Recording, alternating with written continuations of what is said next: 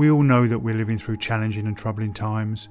We're in the midst of a pandemic. Cities and whole countries are being locked down for months on end. People are losing their lives, their jobs and their businesses. Mental illness and suicide are on the rise, and the debt that is being built up will take generations to pay off. Censorship and polarisation seem to be the new norm, with nuanced debate and mutual respect giving way to a pro versus anti, with us or against us mentality that has a chilling and deeply divisive effect on our previously open and tolerant societies.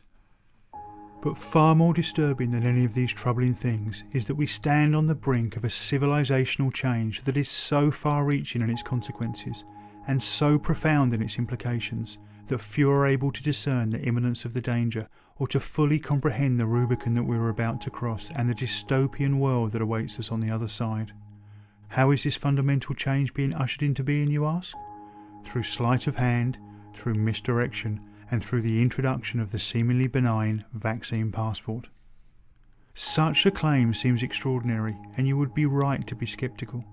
But please allow me to explain. Most of us living in democratic societies today have been born into freedom. We've simply never known anything different. Now, liberal democratic societies are certainly not perfect, but we are essentially free to live the lives we choose, go where we please and behave as we wish, except where our actions are expressly prohibited in law, such as stealing, committing acts of violence or taking another's life. But we've not earned the freedoms we've enjoyed. They've been handed down to us by successive generations who wrestled them from the hands of monarchs and tyrants, who campaigned, fought and died so that we could enjoy the freedoms that we now possess to live the lives we choose. Yet today we stand on the brink of having these priceless, hard-fought freedoms stolen from us as we look the other way, of relinquishing them without resistance or debate because we are told we have no choice but to accept vaccine passports if we want to get some semblance of our old lives back. At first glance, accepting vaccine passports into our daily lives may seem like a trivial change. After all, many of us have already become accustomed to scanning QR codes as a condition of entry into restaurants and shops. But do not be fooled. The universal adoption of vaccine passports is not a trivial change. It is no less than a fundamental inversion of what is meant by freedom in democratic societies, and it will facilitate a radical restructuring of our civilization. No longer will your personal freedom be expansive, constrained only at the periphery by long-established and mutually agreed laws. Instead, what will remain of your freedom will be limited to those things that you've been given explicit permission to do by some unseen algorithmic power mediated through the screen of your smartphone, one green tick at a time. Let me say this again, for it is critically important to understand. Today, we are essentially free to do anything we choose except where our actions are prohibited in law. However, after the introduction of vaccine passports, that concept of freedom will be consigned to history, replaced by a completely new system in which you will only be allowed to do the things that you've been given explicit permission to do. This is what I mean by a fundamental inversion of freedom. Almost overnight, our enshrined and protected freedoms will become mere privileges, temporarily granted to us for compliance and good behaviour. Can I go into this restaurant, this concert, this sporting event? Can I get on this bus, this plane or in this taxi? Can I go into this shop, this doctor's surgery or even into my place of work? Participation in such trivial day-to-day activities will be contingent on permissions granted to us via our smartphones, permissions which themselves will be liable to change from one day to the next. And don't think for a second that because you are now double vaccinated this won't apply to you. Australia, a country of under 26 million people, has recently signed contracts to secure a further 195 million vaccine doses on top of the millions of doses already purchased. That's about a booster shot every 6 months for the next 4 years. So in a couple of years from now, if you are 2 days late getting your booster shot for the latest COVID variant, you might as well forget that dinner with friends at your favourite restaurant. Those privileges will have been automatically revoked. And it won't stop there. Vaccine passports are just a Trojan horse. Behind the seemingly benign functional facade lays a digital ID scheme built on a software platform that is designed to be extended over time. Today you'll just get a simple binary green tick or red cross indicating your authorised inclusion or exclusion from everyday society. but tomorrow you'll be rated on every aspect of your life. Points added for behaviour deemed supportive of the government and big business. Points subtracted for anything deemed to be divergent from the required norms. So how many times did you inadvertently break the 1.5 metre social distancing rule today? What about that mildly critical post on social media about some government policy? What about that video you shared with a friend raising legitimate questions about the current approved narrative? Watch your social credit score tumble, and as it does, your access to the services essential for everyday life revoked, one privilege at a time. This sounds extreme, but the social credit system is already a reality in China, where people can't even board a train if their score falls below a certain threshold. Make no mistake, this is coming soon and to the entire world, and it's coming hidden in the vaccine passport Trojan horse. While such a world may seem implausible to us, if we stop and reflect for just a moment, it becomes clear that COVID-19 has already given us a taste of a world where what is permitted, and with it the boundaries of our freedom, changes on a day-to-day basis. The desensitisation has already begun. Although this vision of our imminent future is shocking enough, the true dystopian power of such a scheme only comes into view when we situate the vaccine passport digital ID platform in the context of the high-tech, highly surveilled world we already live in. It's no secret to anyone that the global tech giants monitor and record our every online action, with each post liked, every article shared, ad clicked and video watched, used to build detailed profiles on us.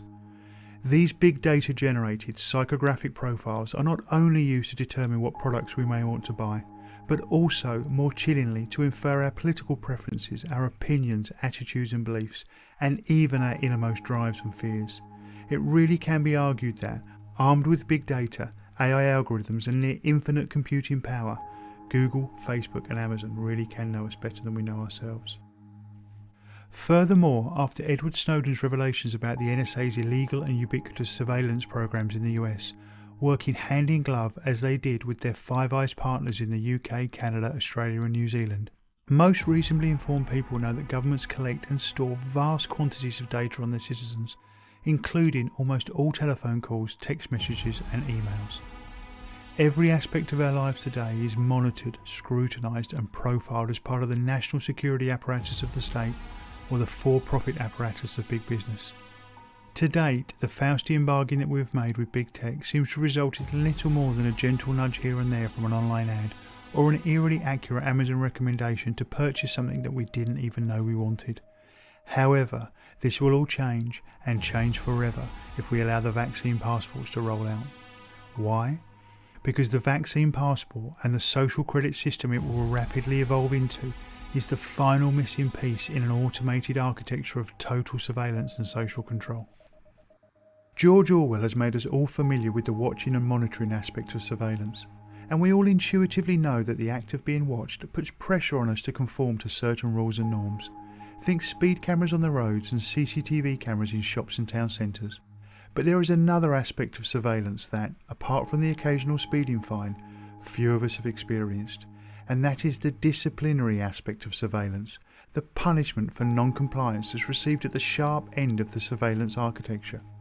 Until now, that piece of the puzzle has been missing, but with the advent of vaccine passports, the mechanism to automatically discipline those who do not submit to prescribed norms and mandated rules will be carried in everyone's pocket every moment of every day. There is a term that's used in the academic discussions on surveillance known as turnkey totalitarianism. This is the idea that the surveillance infrastructure for a totalitarian system has been constructed around us, but it has not yet been switched on. The machine is ready, but the key has not yet been turned. Vaccine passports are the last part of that infrastructure, the last cog in the machine. They are the disciplinary sharp end of the totalitarian system of surveillance and control. Once we allow this final, critical part of the infrastructure to be slotted into place, once we accept it as just a normal part of daily life, the key will be turned, the Rubicon will be crossed, and there will be no going back. There will be no space for dissent, no opportunity for debate, and no room for deviance from prescribed norms and mandated behaviours. And as the crucially important space for debate, difference and non-conformity disappears, so too will the possibility of ordinary human beings collectively steering the direction we want our societies to go in. The machine will be on, eternally and automatically watching, profiling and scoring, guiding our behaviours and, when necessary, punishing. We will be forever at the mercy of our masters, those with the key to the machine, those who keep score, and those who set the rules, those who decide if we are deserving of a green tick or a red cross, those who decide whether we can be included in society or pushed to the precarious margins of existence. If we allow this to happen, it will be, as Aldous Huxley termed it, the final revolution. There will be no coming back from it. Freedom, as we have known it all our lives and for generations before us, will be extinguished forever for all but the privileged few at the pinnacle of the pyramid. In time, maybe in a generation or two, we will be so conditioned by the continuous gaze of surveillance and the rewards and punishments that it will automatically issue, that we'll simply police ourselves, self-monitored, self-censored and submissive. The freedom we enjoy today, even the very idea of freedom as we conceive it now, will become all but unthinkable to our children and all the generations that follow. It is said that totalitarianism is, first and foremost, the extreme focusing of surveillance devoted to securing political ends. Under the cover of COVID-19, without debate, discussion or informed consent, we're about to let a new totalitarian world of total surveillance, control and compliance be ushered in, welcomed by many in the name of doing their part in the battle against the virus. It is tempting to think that those of us living today in our high-tech, media-saturated world are far too informed and far too smart to have such a trick played on us. Yes, people may have fallen under the spell of fascism and totalitarianism in the past, but we are simply far too sophisticated to fall into such a trap. But is that really true? Are you sure? Look around you. Look at the censorship. Look at how little deviance there is from the approved narrative on the mainstream media. Look at how fear is being used to corral and control us. Look at how we are becoming divided around the ideas of masks, vaccines and lockdowns. Look at the in-group, out-group mentality that's beginning to form. Look at how far we've come in less than 2 short years. When the scales are peeled from your eyes, the propaganda and control become all too clear. The destination laid bare for those willing to see. Given the gravity of what I'm suggesting, I ask you now to pause for a moment and consider this. For centuries, perhaps millennia, the torch of freedom has been passed from generation to generation, often paid for with blood, the flames of that torch fanned by the hands it passed through. Those of us alive today who are fortunate enough to live in democratic societies now hold that torch. Now imagine yourself looking into the eyes of your parents, your grandparents and all the generations before them stretching back through time. Look at all those who gave their lives so that we might live free, who fought, who campaigned, who protested, who faced down despots so that individual liberty could be secured for them and for their descendants. Are you willing to look them in the eyes and tell them that you let the torch go out forever because of a virus?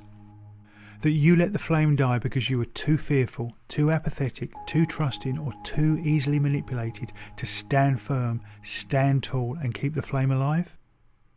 Now imagine yourself looking forward in time and bring to mind all your descendants, your children and your grandchildren, be they living or yet to come, and all those generations that will follow us. Look them in the eyes and tell them that the gift of freedom was handed down to us, but we allowed it to be taken from us and hence from them because we didn't see the sleight of hand trick that was being played, or if we did nothing to stop it. Can you feel the weight of responsibility that rests upon your shoulders now? Will you be able to live with the shame of knowing that you were one of those who stood idle, locked down, cowered in your home as the precious gift of freedom through sleight of hand, manipulation and misdirection was stolen from you and from all future generations to come? It should not matter where we find ourselves on the political spectrum, what our views are on masks, vaccines and lockdowns, whether we are rich or poor, or even if we are in the police or the military. We may disagree on many things, but surely we can all agree on this, that the freedom we enjoy today is the most precious of gifts, that it has been passed down to us and that it must be cherished, nurtured and defended at all costs for the generations to come. It should be clear by now that the vaccine passport, COVID pass, green pass or however they choose to brand it has absolutely nothing to do with your health. And despite how it's being sold to us, its global rollout is not the way we will get our old lives back. In fact, the reverse is true. Vaccine passports are the perfectly engineered gateway for creating a completely new type of controlled and surveilled society, the likes of which we have never seen before. Therefore, under no circumstances, no matter what pressure is applied to us, must we allow vaccine passports to be introduced. Make no mistake, we stand at a pivotal moment in history, like the Spartans at the Battle of Thermopylae or the young men and boys on the beaches of Normandy. The true scale of what is at stake cannot be overstated, but this is not a message of fear and division. This is a message of hope, and it is a message of unity. I share this as my way of sounding the alarm, of calling attention to the imminent danger we all face. We are born free, sovereign beings on this beautiful earth. We are all brothers and sisters. We are one human family regardless of colour, creed or nationality. No weapons need be forged, no ramparts stormed, no buildings raised. We simply need to stand up, to stand united and say enough is enough. We've seen through the tricks, we see the plan clearly now, and we will not allow our freedom to be taken from us. The torch of liberty will not be extinguished, not now, not ever, and certainly not on our watch.